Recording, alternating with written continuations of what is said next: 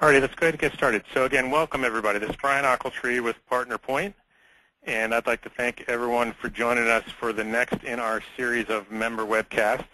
And as you guys know, and hopefully you can see on the screen, today's session is titled the Microsoft Partner Network Overview, and we're going to have a special focus on the whole new competency program. And we're very lucky to have several folks from the U.S. Microsoft Partner team to present to us today. The primary presentation is going to be by Sharon Collins, who is the U.S. Microsoft Partner Network Manager and Re-enrollment Lead on the U.S. Partner team from Microsoft. And we also have Arnie Munlock on the call, and he is the Director of Partner Programs, I think, for the U.S. Partner team, and he's going to help out as needed as well. So we're fortunate to have both of those guys and a few others on the call. So real quick, as you guys are used to, a housekeeping slide. We are very eager for this to be as interactive as you guys allow it to be. We'd love to get your questions. As you know, you can raise your hand in this tool, but because of the size of the group, that could be unyieldy. So we're going to ask that you type your questions into the question section that you see here, and we will monitor that, and we will stop periodically during the course of the webcast and review and answer some questions instead of waiting until the end. So we're eager to have your questions as early as you get them, and we will stop periodically through the presentation and address your questions. So please hit us with your questions. And with that said, let's get started. So Sharon Collins, we'd like to welcome you to our group. I'm going to throw control over to you, and welcome. Thank you. Brian, can you hear me okay? Yep, I can hear you good. Great. Let me just get the presentation loaded.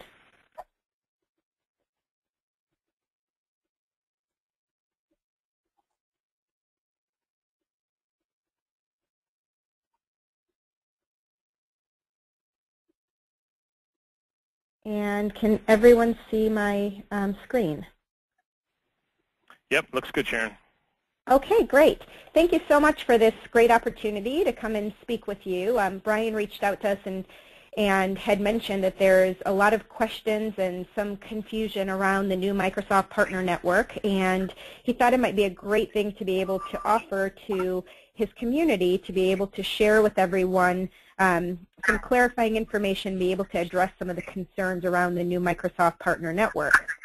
So with that, I'm going to kick off with an overview of the new Microsoft Partner Network. And as Brian mentioned, we'll have some questions and answers that we'll address throughout the presentation. And so if you've got any questions, make sure you put those into the question manager. Today's presentation, I'm going to talk a little bit about the overall structure of the network, but the focus will be around competencies and attaining competencies. So just know that that is the main point of today's presentations. I know that Brian is working on some additional follow-up webcasts that might talk about subscriptions and some other offerings. So I just wanted to make sure that that everyone's clear on the focus. So with that said, in November, we launched the new Microsoft Partner Network. This is a very big change and evolution of our old Microsoft Partner Program, probably the biggest change in the history of our program. And the reason for the change is that we've been listening to partners and customers over the last few years and collecting a lot of feedback about how we can improve and adjust and evolve our Microsoft Partner Program to meet the needs of the channel in a better way than we'd been serving the channel in the past. And so as we launched the new Microsoft Partner Network, we really had a few core tenets that we kept in mind. One is we really wanted to strengthen your capabilities. It was critical for us to strengthen the needs of the channel from a partner skills perspective. In addition, we really wanted to put the customer at the center of everything that we did. There were a lot of things in the program that were a little bit too Microsoft focused, and we wanted to repivot it and make sure that the customer is at the center of everything that we do. And then the last piece is really trying to drive this idea of connections through community. So this is why presenting today to the PartnerPoint community is a perfect opportunity. We've made a concerted investment in trying to build a stronger community and really develop more of this P2P connections as we're doing right now. So looking at this graphic that we have here, you can kind of envision the Microsoft Partner Network as this overall, and that's why we renamed it from a program to a network, to really showcase the idea of connections and making sure that you see that this is a network. All of our partners are members of our community. So once you become a Microsoft Partner Network member, you're a member of our community, and you're entitled to participate and see a lot of the information that we have for our partner community. Once you join the community, there are some other more structured communities or programs within that, such as the Microsoft Small Business Specialist community. We have some official programs like Website Spark and BizSpark, and those, again, members of our communities can join these more structured communities. In addition to that, you have a path. You can either stay in the community, or we have a couple of different paths for our partners to be able to pursue, depending on the needs of your particular organization. You could go the subscription route, and many of our smaller partners prefer to go into the subscription route. And what you can do there is you can purchase a Microsoft Partner Network subscription. We've got two main options, which is our Microsoft Action Pack for Solution Provider and a Microsoft Action Pack for Development and Design. And this year we launched these two different versions to better serve both the solution provider partners as well as our big segment of developer partners. In addition to these subscriptions, we also have a cloud-based subscription called Microsoft Cloud Essentials that you may have heard of, that really helps get your hands on some of our cloud offerings. If you go the subscription route, as I mentioned, that is a way for you to stay a pretty low-cost way, and we'll go into the requirements in a moment, and you'll be able to have access to a lot of our great software and continue to use our platform as you're driving your business. Those partners that want to be more engaged and really are looking for a brand would want to consider competencies. And we'll spend, as I mentioned, the majority of our time today talking about this segment of our partner network, which is attaining competencies. This group in the past was known as Gold Certified or Certified Partners. Now we are simply identifying you as members of our Microsoft Partner Network, or actually Microsoft Partners, and then we clearly identify the competencies that you've attained either at a gold or a silver level. One quick thing I want to clarify here is we talked about the subscriptions. You know, when a partner joins our community, you can either go the subscription route or the competency route. So in other words, if you are a partner with competencies, you cannot also have an action pack. You have to go one way or the other. Most of our partners start with subscriptions and then might consider upgrading and moving into the competency space. The only exception there is our Cloud Essentials subscription, and that is available to partners with competencies as well. So talking about the change in our branding, one of the biggest things that you'll see is that, because it's obviously very visible out there, is the change in our brand.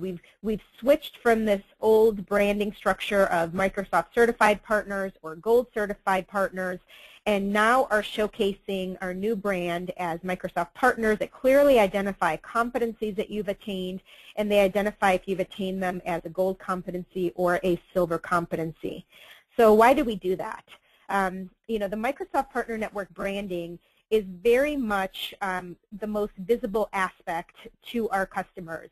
And in talking with partners and with customers, we found that, you know, the gold certified brand or the certified brand was kind of squishy. In other words, our customers had a hard time understanding what exactly is a gold certified partner. And it was very hard for our partners to very clearly, or for our customers to clearly identify if a partner had expertise in a specific solution area. So the idea behind the new branding is really to showcase your partner expertise. So if you are excellent at business intelligence, we wanted to showcase that through your brand.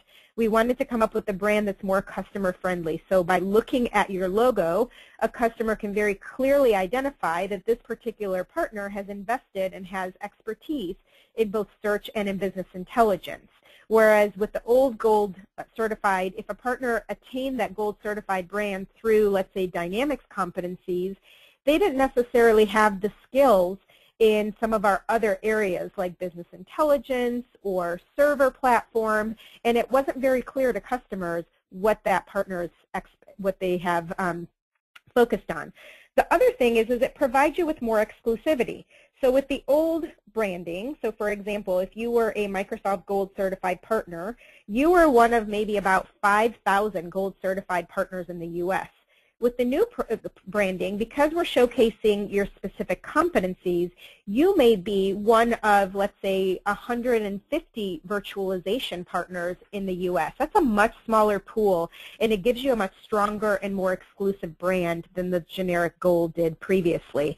And then within that brand, if you are one of, let's say, the very few Gold virtualization competency partners, yet again, that gives you an even more exclusive brand that you can market and showcase to your customers.